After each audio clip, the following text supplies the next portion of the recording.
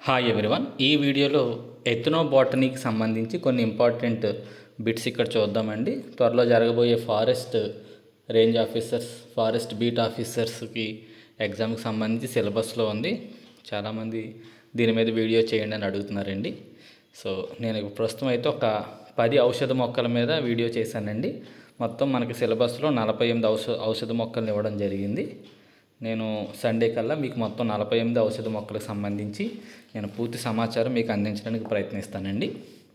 ఇందులో మొదటిది మాలకాంగ్ని సెలాస్ట్రస్ పానిక్యులటస్ మొక్కల్లో ఔషధంగా ఏ భాగాన్ని ఉపయోగిస్తారు? సో ఈ మొక్కలో, ఈ మాలకాగ్ని అనే మొక్కలో ఏ భాగాన్ని ఔషధంగా ఉపయోగిస్తారు అంటే దాని యొక్క ఈ విత్తనాల నుంచి వచ్చే నూనె అండి, ఆయిల్ని తీసి దాన్ని మనకి ఔషధంగా ఉపయోగిస్తారు. కాబట్టి విత్తనాలు లేదా విత్తనాల నుంచి వచ్చే ఈ నూనె ఏదైతే ఉందో దాన్ని ఉపయోగిస్తారు. కాబట్టి ఆన్సర్ సి, విత్తనాలు మరియు విత్తన నూనె నుంచి ఉపయోగిస్తారు. ఇక్కడ మీకు చాలా ఇన్ఫర్మేషన్ నేను గ్యాదర్ చేశానండి. అందువల్లే నేను ఎప్పుడు వీడియో చేసినా కొంత ఆలస్యం అవుతుంది. ఏదో బిట్టు ఆన్సర్ టైప్ అయితే నేను పావు గంటకు ఒక వీడియో అప్లోడ్ చేస్తానండి. సో నా ఉద్దేశం ఏంటంటే కొంత మ్యాటర్ కూడా ఇవ్వాలనే ఉద్దేశంతోనే నాకు కొంచెం వీడియోస్ ఎక్కువ టైం పడుతుంది. సరే, ఇక్కడ దీనిని జ్యోతిష్మతి అని కూడా పిలుస్తారండి. ఈ మొక్కని ఆయుర్వేదంలో ఇది ఒక ముఖ్యమైన ఔషధ మొక్క. దీన్నే ఇంటలెక్ట్ ప్లాంట్ అని కూడా పిలుస్తారు. ఎందుకు అలా పిలుస్తారు అంటే ఇది జ్ఞాపక శక్తిని పెంచడానికి ఉపయోగపడే మొక్క అండి. కాబట్టి దీన్ని జ్యోతిష్మతి అని, ఇంటలెక్ట్ ప్లాంట్ అని పిలుస్తారు. దీని శాస్త్రీయనామం అంటే గుర్తొచ్చింది, మనకి సిలబస్లోనే ప్రతి మొక్కకి దాని పక్కనే శాస్త్రీయనామం ఇచ్చాడండి. కాబట్టి పర్టికులర్గా నేను ఈ వీడియోలో ఒక చోట శాస్త్రీయనామం మెన్షన్ చేశాను, కొన్ని చోట్ల మెన్షన్ చేయలేదు. మీరు మాత్రం కంపల్సరీ ప్రతి మొక్క దాని శాస్త్రీయనామం ఏ విధంగా గుర్తుపెట్టుకుంటే బాగుంటుంది అనేది ఆలోచించుకుని కంపల్సరీ దాని మీద బిట్ అయితే ఉంటుంది. కాబట్టి శాస్త్రీయనామాలన్నీ కంపల్సరీ చదువుకోండి. సో జ్యోతిష్మతి అని పిలుస్తారు. దీని ఇంటలెక్ట్ ప్లాంట్ అని కూడా పిలుస్తారు. ఈ మొక్క యొక్క విత్తనాల నుంచి తీసిన నూనె ఔషధాల కోసం ఉపయోగిస్తారు. సో ఈ మాలకాగ్ని మొక్క యొక్క ఔషధ ఉపయోగాలు ఏంటి అనేది ఇక్కడ ఇవ్వడం జరిగిందండి. జ్ఞాపక శక్తిని మెరుగుపరచడానికి ఈ మొక్కను ఆయుర్వేదంలో ఒక మెమరీ బూస్టర్గా ఉపయోగిస్తారు. అల్జీమర్స్ తెలుసు కదండి, అల్జీమర్స్ అంటే మతిమరుపు. వయసుతో పాటు మనం కొన్ని విషయాలు మర్చిపోతూ ఉంటారు. ముసలితనం వచ్చే కొద్దీ మనకి విషయాలు ఏమి జ్ఞాపకం ఉండదు. ఈ అల్జీమర్స్ వంటి వ్యాధి చికిత్సలో ఇది సహాయపడుతుంది మాలకాగ్ని అనేది. నరాలకు సంబంధించిన వ్యాధులకు కూడా ఈ మాలకాగ్ని నూనెను నరాల బలహీనత, పక్షపాతం వంటి ఇతర నరాల సంబంధిత సమస్యల చికిత్సలో కూడా దీన్ని ఉపయోగిస్తారు. మాలకాగ్ని నూనెను నిద్రలేమి మరియు ఒత్తిడిని తగ్గించడానికి కూడా ఉపయోగిస్తారు. ఇది మనసుకు ప్రశాంతతను అందించి మంచి నిద్రను ప్రోత్సహిస్తుంది. కీళ్ళ నొప్పులకు, గాయాలను నయం చేయడం కూడా ఉపయోగిస్తారు. సో ఇదంతా అలా ఉన్న మెయిన్ దీని ఉపయోగం జ్ఞాపక శక్తికి సంబంధించి అల్జీమర్స్ వ్యాధికి దీన్ని ట్రీట్మెంట్కి వాడతారండి. సో అది మాలకాగ్ని మొక్క. దాని మీద మనం అడగడానికి అవకాశం ఉంది. ఆన్సర్ ఎథ్నోబాటనీ అంటే మెయిన్ అసలు ఎథ్నోబాటనీ అంటే ఈ ఔషధ మొక్కలు ప్రజల జీవితంలో వాటి యొక్క పాత్ర. అంటే కొన్ని మొక్కలు ఔషధాలే కాదండి, కొన్ని మొక్కలు సాంప్రదాయంగా కూడా మనకి తరతరాల నుంచి వాడుతున్నాం. మన భారతదేశంలోనే కాదు, ప్రపంచవ్యాప్తంగా కూడా వేరు వేరు సాంప్రదాయాల్లో ఈ మొక్కని వేరు వేరు రకాలుగా వాడతారు. కాబట్టి వాటి అంశం మీద కూడా క్వశ్చన్స్ అడగడానికి అవకాశం ఉంది. కానీ 75 మార్కులు సైన్స్ మొత్తంలో దీని నుంచి ఎన్ని ప్రశ్నలు వస్తాయనేది మనం చూసుకోవాలండి. 2019ని ఇప్పుడు 2025ని కంపేర్ చేయకండి. ఎగ్జామ్ ప్యాటర్న్ చాలా మారిపోయింది. కాబట్టి వాడు ఎక్కడి నుంచైనా క్వశ్చన్ ఇవ్వచ్చు, ఎలాగైనా ఇవ్వచ్చు. కాబట్టి మనం సాధ్యమైనంత వరకు ఎక్కువ మ్యాటర్ చదువుకోవడానికి మనం ప్రయత్నించండి. సరే, నెక్స్ట్ క్వశ్చన్కి వెళ్దామండి. ఈ క్రింది వాటిలో ఏ ఔషధ మొక్కను భారతీయ గిన్సెంగ్ అని పిలుస్తారు? ప్రొనౌన్సియేషన్ తప్పు అయితే క్షమించండి. భారతీయ జిన్సెంగ్ అని ఏ ఔషధ మొక్కను పిలుస్తారు? సో దీని ఆన్సర్ వచ్చేసరికి అశ్వగంధ అని పిలుస్తారండి. దీని గురించి ఎదరికి వెళ్దాం. అశ్వగంధ గురించి. అశ్వగంధను ఎక్కువగా దాని వేర్ల కోసం ఉపయోగిస్తారు. సో అశ్వగంధలో ఏ భాగాన్ని ఔషధంగా వాడతారంటే దాని యొక్క వేర్లని ఔషధంగా వాడతారు. దీని వేర్లను ఎండబెట్టి పొడి చేసి వివిధ రకాల రోగాలకు మందుగా వాడతారు. ఏ మొక్కలో ఏ భాగం ఔషధంగా వాడుతుంది అనేది కంపల్సరీ గుర్తుపెట్టుకోవాలండి. అవసరమైతే ఒక చోట అన్నీ రాసుకోండి. ఆ సిలబస్ పేపర్ ప్రింట్ తీసుకుని దాని పక్కనే దాని అది ఏ పార్ట్ వాడుతున్నాం, అందులో ఉండే ఔషధం ఏంటి, అది మనకి చాలా ఇంపార్టెంట్ అండి ఎగ్జామ్ పాయింట్ ఆఫ్ వ్యూలో. సో దీని వేర్లను మనం ఉపయోగిస్తున్నాం. దీని వేర్లను ఎండబెట్టి పొడి చేసి రకరకాల రోగాలకు మందుగా వాడతారు. ఆయుర్వేదం, సిద్ధ మరియు యునానీ వైద్య పద్ధతుల్లో దీనికి విశేష ప్రాధాన్యత ఉంది. అశ్వగంధ యొక్క శాస్త్రీయ నామం వితానియా సోమ్నిఫెరా. అశ్వగంధ ఒక అడాప్టోజన్, అంటే ఇది ఒత్తిడిని తగ్గించి మానసిక సమస్యల నుండి మనల్ని కాపాడుతుంది. అశ్వగంధ శారీరక శక్తిని పెంచడానికి, అలసటను తగ్గించడానికి ఉపయోగిస్తుంది కాబట్టి దీన్ని బలం ఇచ్చే మూలిక అని కూడా పిలుస్తారు. సో శారీరక బలాన్ని పెంచడానికి అశ్వగంధాన్ని ఉపయోగిస్తారు. పురుషుల్లో లైంగిక సామర్థ్యాన్ని మెరుగుపరచడానికి మరియు శుక్రకళల నాణ్యతను పెంచడానికి అశ్వగంధాన్ని ఎక్కువగా వాడతారు కాబట్టి దీనిని భారతీయ జిన్సెంగ్ అని కూడా పిలుస్తారు. సో ఇది మనకి ఇక్కడ క్వశ్చన్ అడిగింది ఇదనమాట అండి. భారతీయ జిన్సెంగ్ అని దేన్ని పిలుస్తారంటే అశ్వగంధాన్ని ఉపయోగిస్తారు. అశ్వగంధ యొక్క ఎత్నో బొటానికల్ ప్రాముఖ్యత దాని ఔషధ గుణాలకే పరిమితం కాదండి. ఇది స్థానిక ప్రజల జీవనశైలి, సంస్కృతి మరియు నమ్మకాలతో కూడా ఇది ముడిపడి ఉంది. గ్రామీణ ప్రాంతాల్లో ఇది సులభంగా లభ్యమయ్యే ఒక సాంప్రదాయ ఔషధం. ఆధునిక వైద్య సౌకర్యాలు అందుబాటులో లేని చోట అశ్వగంధ ఒక ప్రధాన ప్రత్యామ్నాయంగా పనిచేస్తుంది. సో ఈ మూలిక యొక్క ఉపయోగాలు తరతరాలుగా నోటి మాటల ద్వారా, సాంప్రదాయ గ్రంథాల ద్వారా వ్యాపించాయి. ఆధునిక శాస్త్ర పరిశోధనలు కూడా అశ్వగంధలో ఉండే ఆల్కలాయిడ్స్, స్టెరాయిడల్ లాక్టోన్స్ వంటి రసాయనాలు దాని ఔషధ గుణాలకు కారణమని రుజువు చేస్తాయి. దీన్ని కింగ్ ఆఫ్ ఆయుర్వేద అని కూడా పిలుస్తారు. సో ఇది మనకి చాలా ఇంపార్టెంట్. కింగ్ ఆఫ్ ఆయుర్వేద అని చెప్పి ఏ మూలకాన్ని పిలుస్తారు, అదే ఏ మొక్కని పిలుస్తుంది, ఏ ఔషధ మొక్కని పిలుస్తారంటే అశ్వగంధాన్ని పిలుస్తారండి కింగ్ ఆఫ్ ఆయుర్వేద అని. సో అది మనకి అశ్వగంధకు సంబంధించి ఇన్ఫర్మేషన్. నెక్స్ట్, ఈ క్రింది ఔషధ మొక్కలు వాటి యొక్క సైంటిఫిక్ నేమ్తో సరిపోల్చండి. సో ఈ క్వశ్చన్ మెయిన్ ఇవ్వడానికి కారణం లాస్ట్ ఇయర్ ఈ టైప్ ఆఫ్ క్వశ్చన్ అడిగారండి. ఓల్డ్ పేపర్ ఒక చోట ఎక్కడో గ్యాదర్ చేసి వెతికితే అందులో మ్యాచింగ్లో ఇచ్చాడనమాట. సో అటువంటిది ఇక్కడ ఇచ్చాను. ఇది మీకు ఇవ్వడానికి కారణం ఇదే క్వశ్చన్ వస్తుందని కాదు, మీరు సైంటిఫిక్ నేమ్స్ అని చదువుకోవాలని. ఇక్కడ మనకి బాగా తెలిసింది కొన్ని గుర్తుపెట్టుకోవాలండి. అందులో నాకు ఎప్పుడు గుర్తుండేది నీమ్ గుర్తుంటుంది, అజాడి రక్త ఇండికా అని. కాబట్టి D1 అండి. నెక్స్ట్, ఇప్పుడే కదా అశ్వగంధ చూసాం, సోమ్నిఫెరా అని. సో కాబట్టి వచ్చేసరికి 4 అండి, వితానియా సోమ్నిఫెరా అని. నెక్స్ట్, తులసి వచ్చేసరికి శాంక్టమ్ అండి, ఒకిమమ్ శాంక్టమ్ అనేది తులసి యొక్క సైంటిఫిక్ నేమ్. ఇక అలోవెరా అని ఇచ్చాడు, అసలు గొడవే లేదు. ఇక మిగిలింది పసుపుకి 2 ఆన్సర్ అనమాట. కాబట్టి మనం ఇక్కడ ఏకి 4, బికి 5, సికి 3, డికి 1, ఈకి 2 అనేది దీని యొక్క రైట్ మ్యాచింగ్ అవుతుంది. సైంటిఫిక్ నేమ్స్ జాగ్రత్తగా చదువుకోండి. పురాతన భారతదేశంలో అల్లంను ఏ పేరుతో సూచించేవారు మరియు దాన్ని దేనికోసం ఉపయోగించేవారు? పురాతన భారతదేశంలో అల్లంను ఏ పేరుతో సూచించేవారు మరియు దానిని దేనికోసం ఉపయోగించేవారు? దీన్ని శృంగవేరు అని పిలిచేవారు, శృంగవేర అని. దీన్ని కడుపు సంబంధిత సమస్యలకు ట్రీట్మెంట్కి వాడేవారు. ఇక్కడ ఆప్షన్స్ చూడండి. కఫం సమస్యలు అంటే ఇప్పుడు నేను ఆన్సర్ చెప్పాను కాబట్టి ఓకే, కఫం సమస్యలు కదా, దగ్గు వచ్చినప్పుడు అల్లం కషాయం తాగుతాం కదా అని అనుకుంటారు, అల్లం టీ తాగుతాం కఫం తగ్గడానికి అనుకుంటాం. కాదు, అది కడుపు సంబంధిత సమస్యలకు ఎక్కువగా వాడేవారు, దాన్ని శృంగవేర అని పిలిచేవారండి. కాబట్టి దాని ఆన్సర్ బి. అల్లం ప్రధానంగా దాని ఘాటైన రుచి మరియు వాసన కోసం ఆహార పదార్థాల్లో విస్తృతంగా ఉపయోగించేవారు. అల్లం యొక్క ప్రధాన ఎథ్నోబయోటికల్ ఉపయోగం దాని ఔషధ లక్షణాల్లో ఉంది. ఆయుర్వేదం మరియు చైనా సాంప్రదాయ వైద్యంలో అల్లం ఒక ప్రధాన ఔషధం. అల్లం జీర్ణక్రియను మెరుగుపరచడం, అజీర్ణం, వాంతులు మరియు వికారం వంటి సమస్యలు తగ్గించడానికి ఉపయోగపడుతుంది. ముఖ్యంగా గర్భిణీ స్త్రీల విషయాల్లో ఉదయం వచ్చే వికారాన్ని, మార్నింగ్ సిక్నెస్ను నివారించడానికి అల్లాన్ని సాంప్రదాయంగా వాడతారు. అల్లంలో ఉండే జింజరోల్స్, అందువల్ల దీని మీద కానీ దాని జింజర్ అనే పేరు వచ్చిందండి. జింజరోల్స్ వంటి సమ్మేళనాలు నొప్పి మరియు వాపును తగ్గించే లక్షణాలను కలిగి ఉన్నాయి. అల్లంలో ఉండే జింజరోల్స్, షోగాల్స్ వంటి రసాయనాలు దాని ఔషధ గుణాలకి ముఖ్య కారణం. ఈ మొక్కలోని ఏ భాగం అంటే గుర్తుపెట్టుకోండి, అల్లం అనేది మొక్కలోని భూగర్భ కాండం నుంచి వస్తుందండి, వేరు కాదు, అది భూగర్భ కాండం. దాన్నే ఇంగ్లీష్లో రైజోమ్ అంటారు. మీకు ఆప్షన్స్లో రైజోమ్ అని ఇస్తే రైజోమ్ని గుర్తుపట్టాలి. భూగర్భ కాండం లేదా భూగర్భ దుంప, దాని నుండి మనం అల్లాన్ని పొందుతున్నాం. సో అల్లం అనేది మొక్కలో ఏ భాగం అంటే రైజోమ్ అనే భాగం అండి.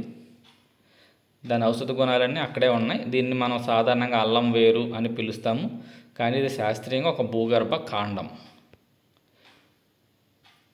సరే, ఇందాక ఆల్రెడీ చూసాం. ఇది జింజరోల్సే అల్లం యొక్క ఘాటైన రుచికి మరియు దాని వాపు తగ్గించే గుణానికి మెయిన్ కారణం. ఈ అల్లాన్ని ఉడికించినప్పుడు లేదా కాల్చినప్పుడు వచ్చేవి ఈ సాగోల్స్ అనేవి వెలువడతాయి అన్నమాట అండి. సాగోల్స్ అల్లంని ఎండబెట్టినప్పుడు లేదా ఉడికించినప్పుడు ఈ జింజరోల్స్ నుంచి ఏర్పడేవే ఈ సాగోల్స్. ఇవి కూడా ఔషధ గుణాలని కలిగి ఉంటాయి.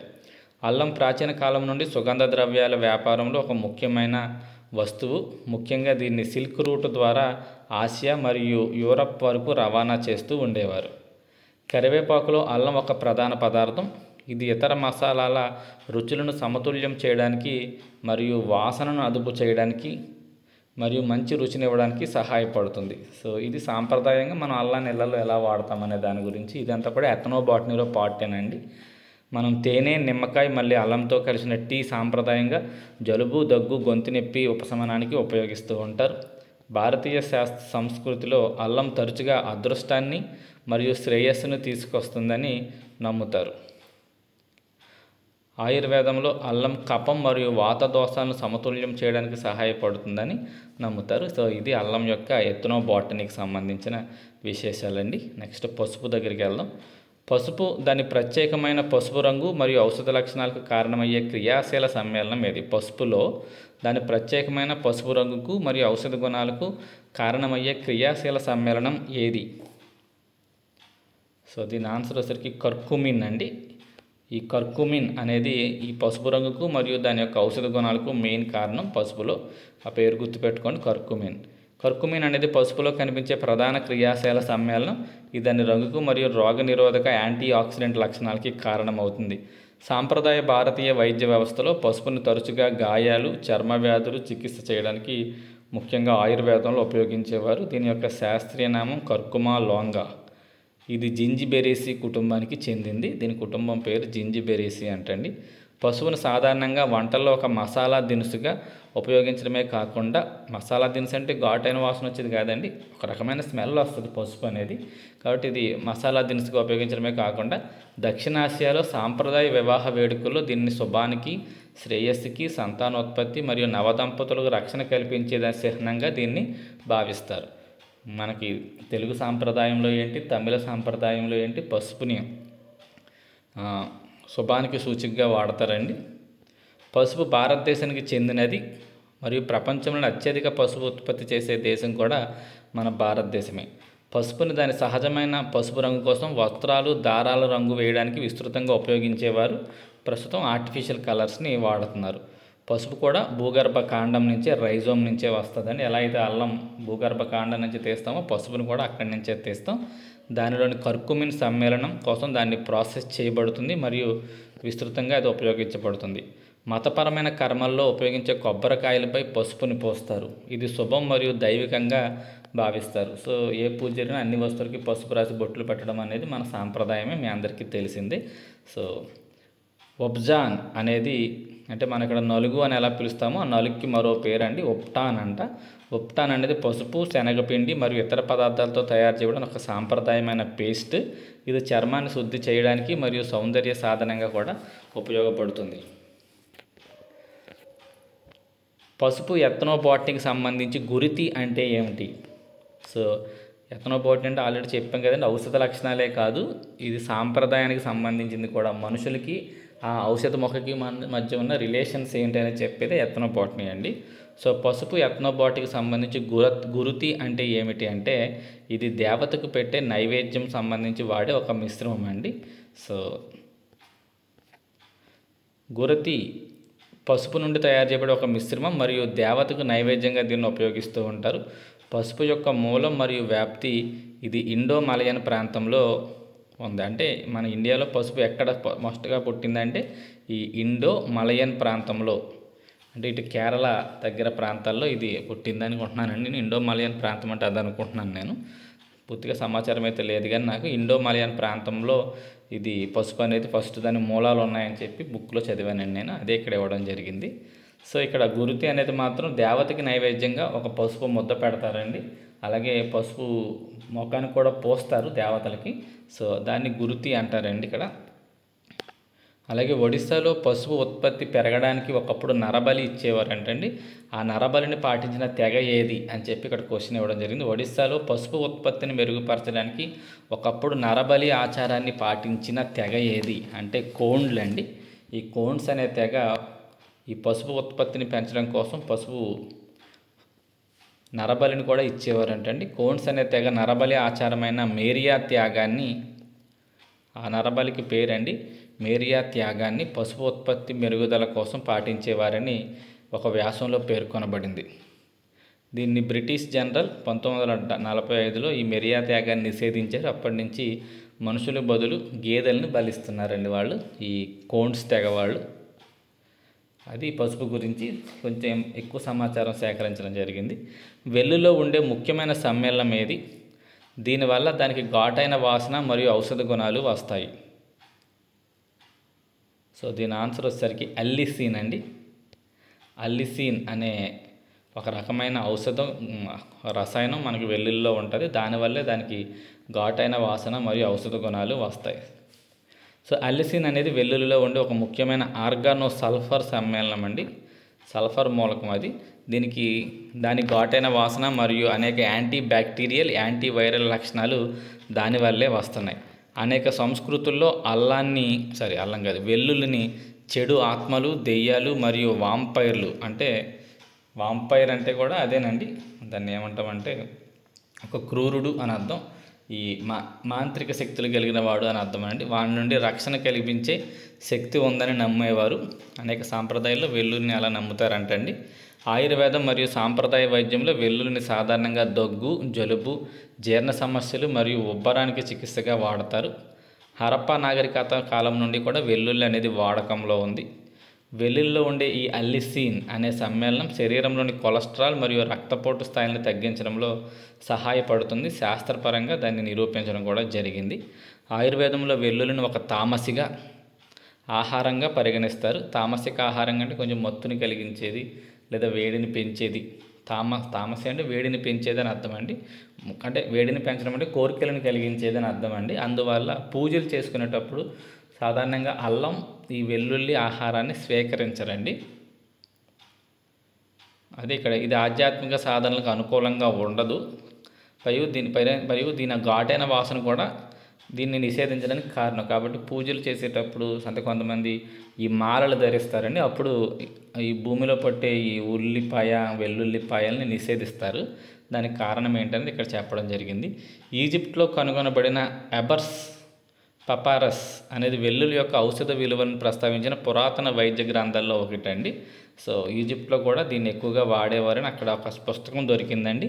ఎబర్స్ పపైరస్ అనే పుస్తకంలో దీని గురించి వివరించారంటండి.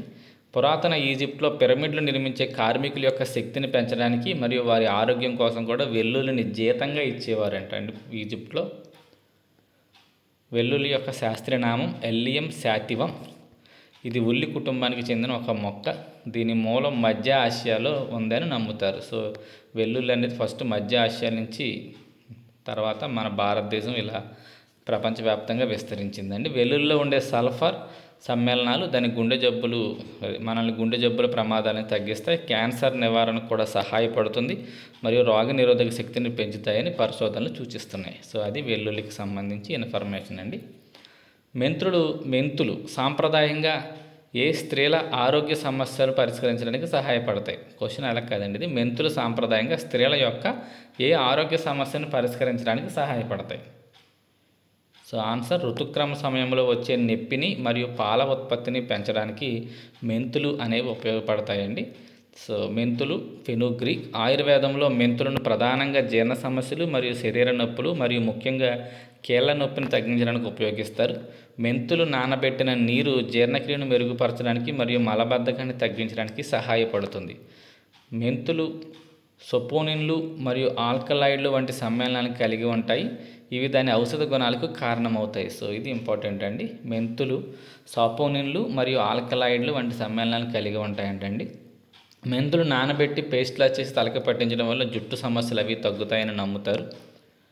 హెల్బా యెమెన్లో మెంతులతో తయారు చేయడం ఒక ప్రసిద్ధ పేస్ట్ మరియు ప్రధాన ఆహారం. సో హిల్బా అనేది ఈ యామన్ అనే దేశంలో మెంతులతో తయారు చేయడం ఒక ప్రసిద్ధమైన పేస్ట్, అది ప్రధాన ఆహారం అంటండి అక్కడ. ప్రాచీన ఈజిప్ట్లో మమ్మీలను భద్రపరచడానికి కూడా మెంతులను ఉపయోగించేవారని పురావస్తు ఆధారాలు పేర్కొంటున్నాయి.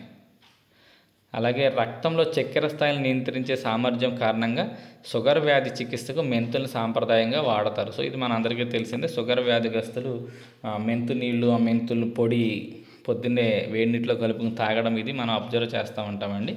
మెంతులు ఆయుర్వేదం, యునాని మరియు సాంప్రదాయ చైనీస్ వైద్యంతో పాటు వివిధ సాంప్రదాయ వైద్య పద్ధతుల్లో ఉపయోగించబడుతుంది. భారతీయ వంటకాల్లో మెంతులు మరియు మెంతి కూర రెండింటినీ సాధారణంగా మసాలా మరియు ఆకుకూరగా ఉపయోగిస్తారు.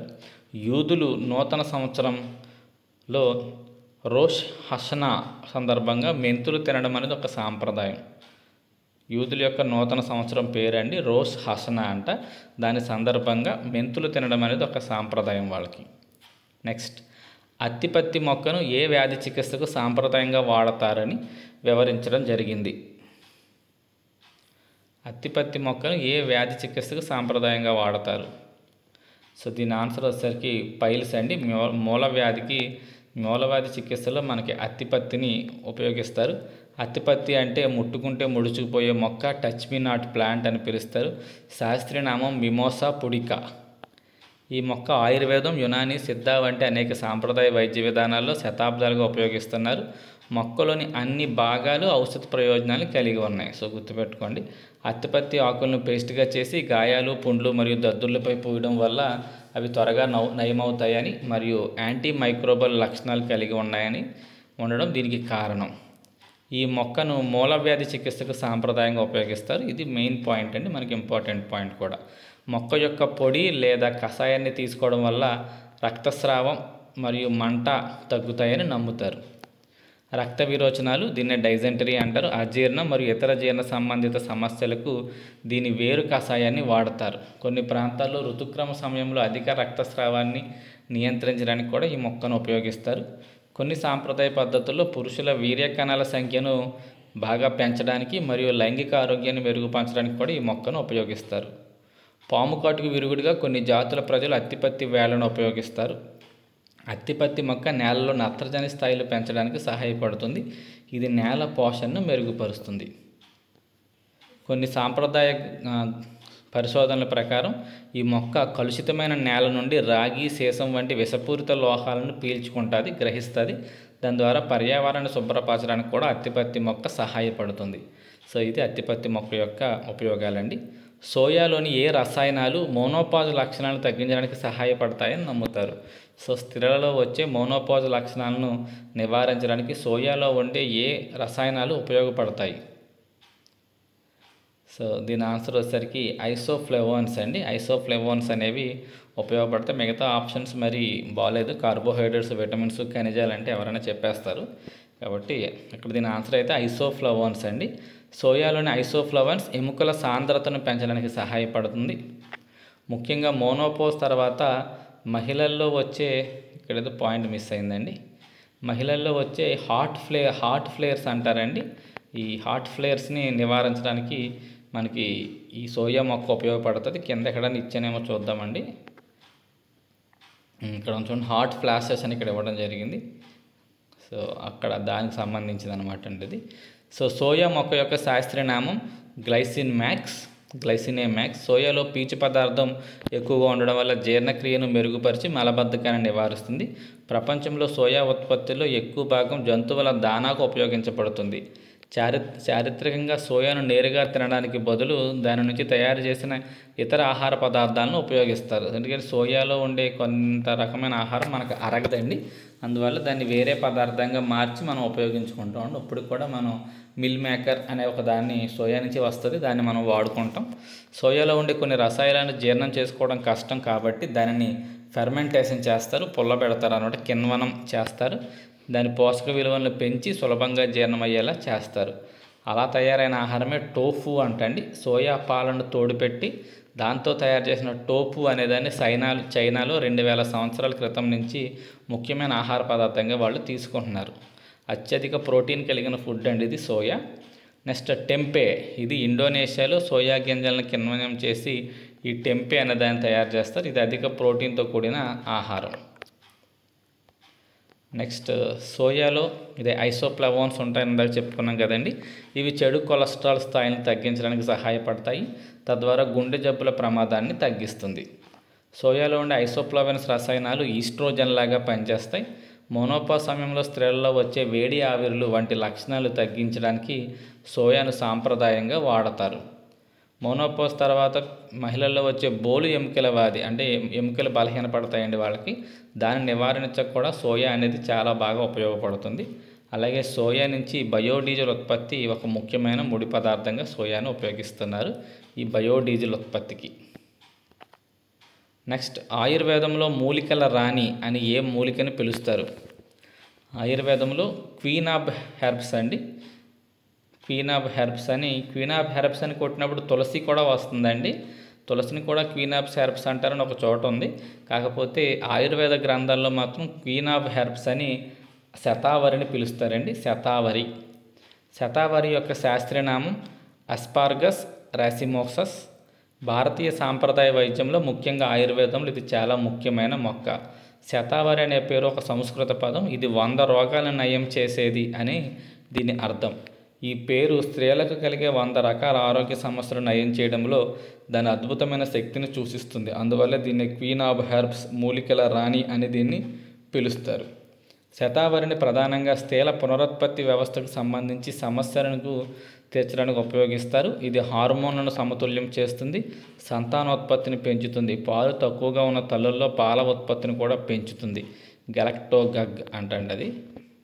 బహిష్టు సమస్యను తగ్గిస్తుంది మరియు మోనోపాజ్ సమయంలో వచ్చే సమస్యలను కూడా తగ్గిస్తుంది. శతావరిని ఆయుర్వేదంలో వాత పిత్త దోషాలను సమతుల్యం చేసేదిగా భావించేవారు. అది శతావరి గురించండి. నెక్స్ట్ సర్పగంధలోని ఏ రసాయన సమ్మేళనం అధిక రక్తపోటు చికిత్సకు ఉపయోగపడుతుంది? సర్పగంధ అండి. సర్పగంధలో ఉండే ఏ పదార్థం అధిక రక్తపోటు చికిత్సకు ఉపయోగపడుతుంది? సో దీని ఆన్సర్ రెసర్పైన్. ఈ రెసర్పైన్ అనేది మనకి అధిక రక్తపోటు చికిత్సకు ఉపయోగపడుతుందండి. సర్పగంధలో ఉంటుంది. సర్పగంధ రసాయనామం రవోల్ఫియా సెర్పెంటినా. ఈ రెసర్పైన్ అనేది సర్పగంధలో కనిపించే ఒక ముఖ్యమైన ఆల్కలాయిడ్. ఇది అధిక రక్తపోటును తగ్గించడంలో సహాయపడుతుంది. సర్పగంధ యొక్క వేళ్ళు ప్రత్యేకించి వాటి ఆల్కలాయిడ్ కంటెంట్కి కారణం. సో సర్పగంధలో మనం ఉపయోగించేది ఏంటి? ఆకులా, పువ్వులా అంటే ఇక్కడ వేర్లు ఉపయోగిస్తారండి. సర్పగంధ అత్యంత ఔషధ ప్రాముఖ్యతను కలిగి ఉంటాయి వాటి వేర్లు. సర్పగంధ ప్రధానంగా అధిక రక్తపోటు, నిద్రలేమి, ఉన్మాదం వంటి ఇతర మానసిక రుగ్మతల చికిత్సకు ఇది ప్రసిద్ధి చెందింది. సర్పగంధ ఎక్కువగా హిమాలయ పాదాల వద్ద, తూర్పు పశ్చిమ కనుమల్లోనూ విస్తృతంగా పెరుగుతుంది. సర్పగంధ వేళ్ళు పాము ఆకారాన్ని పేలు ఉంటాయి కాబట్టి దానికి ఆ పేరు వచ్చింది. సర్పగంధను సాంప్రదాయంగా పాము కాటు విరుగుడుగా కూడా ఉపయోగిస్తారు. హిందీలో దీనిని పాగల్కి దవా, పిచ్చికి మందు అని కూడా పిలుస్తారు. ఎందుకంటే ఇక్కడ మానసిక రుగ్మతల చికిత్సలో దీన్ని వాడతారని పైన పేర్కోవడం జరిగింది. సర్పగంధలో ఈ రెసర్పైన్, అజ్మలసిన్, సర్పంటైన్ మరియు అజ్మాలిన్ అని వంటి ఆ శక్తివంతమైన ఆల్కలాయిడ్లు ఉంటాయి. ఈ ఆల్కలాయిడ్ వల్లే దీనికి ఔషధ గుణాలు వస్తున్నాయి. సర్పగంధను అంతర్జాతీయ వాణిజ్యం మరియు వన్యప్రాణుల రక్షణ చట్టం సైటీస్ కింద ఇది రక్షింపబడుతుంది ఈ మొక్క. ఎందుకంటే ఇది అంతరించిపోతున్న మొక్కల జాబితాలో చేరింది కాబట్టి ఈ మొక్కను రక్షించడం జరుగుతుంది. సో అవి నేను మొదటి 10 మొక్కలకు సంబంధించి ఇన్ఫర్మేషన్ కొంత క్వశ్చన్స్ రూపంలో మీకు అందించానండి. రేపు నైట్ కల్లా నేను మ్యాక్సిమం మీకు ఫస్ట్ ఇచ్చిన 24 మొక్కల్లో 10 కంప్లీట్ చేశాను కాబట్టి ఇంకా 14 మొక్కలు రేపు కంప్లీట్ చేస్తానండి. మీకు సండే కల్లా మొత్తం మీకు సిలబస్లో ఇచ్చిన 48 ప్లాంట్స్ని కవర్ చేయడానికి ప్రయత్నిస్తాను. నా వీడియో నచ్చితే మీ ఫ్రెండ్స్కి షేర్ చేయండి, అలాగే లైక్ చేయండి, సబ్స్క్రైబ్ కూడా చేసుకోండి. ఈ పీడిఎఫ్ కావాలంటే నాకు మెసేజ్ చేయండి, నా నెంబర్ మీకు డిస్క్రిప్షన్లో పెడతాను. ఫ్రీగా అయితే ఇవ్వనండి, అంటే డబ్బులు ఎక్కువేం డిమాండ్ చేయను, కానీ ఫ్రీగా అయితే ప్రొవైడ్ చేయను. ఎందుకంటే ఫ్రీగా ప్రొవైడ్ చేస్తుంటే కనీసం వీడియో చూడట్లేదు, మళ్ళీ ఇదే కంటెంట్ తీసుకెళ్ళి ఇంకొకరు వీడియో చేసుకుంటున్నారండి. ఎంతో కష్టపడి తయారు చేస్తున్నాను, దీన్ని ఇంకొకరు వాడుకొని దాన్ని ఇంకొక వీడియో కింద చేస్తున్నారు. అందువల్ల నేను పీడిఎఫ్ అయితే 80% ఫ్రీగా ప్రొవైడ్ చేయదలుచుకోలేదండి. నాకు ఎంతో నమ్మకం ఉండి వీళ్ళు అలా చెయ్యరు అనుకునే వాళ్ళకైతేనే నేను పీడిఎఫ్ ఫ్రీగా ప్రొవైడ్ చేస్తాను, లేకపోతే ఎంతో కొంత అమౌంట్ తీసుకుని నేను ప్రొవైడ్ చేస్తానండి. Thank you.